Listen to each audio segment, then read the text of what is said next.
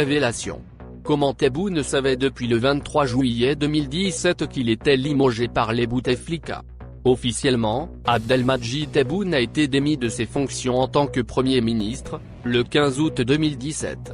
Mais en vérité, celui qui est devenu président de la République depuis le 19 décembre 2019 a été informé préalablement de son limogeage humiliant le 23 juillet 2017. Un informateur secret avait envoyé un mystérieux SMS la veille pour le mettre en garde et le prévenir contre le malheureux sort qui l'attendait. Le lendemain, à savoir le 23 juillet 2017, Abdelmadjid Tebboune s'est rendu aux funérailles de Reda Malek, ancien chef du gouvernement de 1993 à 1994. Dans la maison familiale du défunt à Sidi Fredj, Tebboune croise son informateur et lui demande des explications.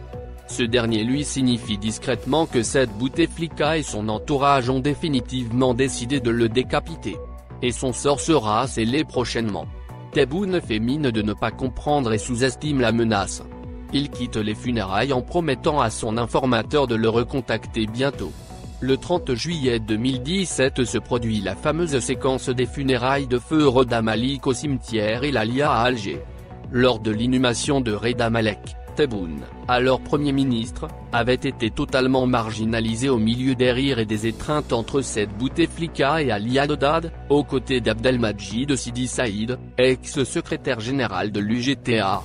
L'humiliation fut entière et le message était clair: tu n'es plus l'un d'entre nous. Tebboune confessera plus tard en octobre 2019 dans une interview accordée à la chaîne Alaya, que cette séquence était une provocation. J'ai compris que c'était de la provocation, et j'avais méprisé leur acte.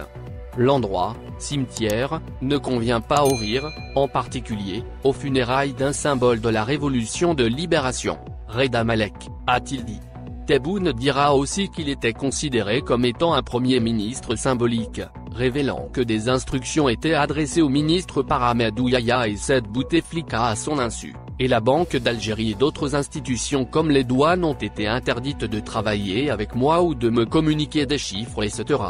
Tebboune gardera de cette mésaventure un souvenir amer. Un échec cuisant. À cette époque-là, il ne s'attendait pas à un tel retournement de situation avec le déclenchement du Irak le 22 février 2019. Son fils, Khaled, était en prison depuis juin 2018 dans le cadre de l'affaire de Kamel El Boucher. Il risquait une longue et effrayante peine de prison ferme. Lui-même était cité dans plusieurs enquêtes sécuritaires et le clan Bouteflika lui préparait une inculpation ainsi qu'une nouvelle terrible déchéance. S'il n'y avait pas l'Irak, Tebboune aurait fini certainement en prison ou taillé en pièces par ses adversaires politiques. Aujourd'hui, c'est lui qui est au pouvoir et au lieu d'apporter la paix dont il rêvait lui-même entre 2017 et 2019, Tebboune permet l'incarcération de ces militants pacifiques d'un mouvement populaire qui lui a sauvé la vie d'une fin politique assurément tragique.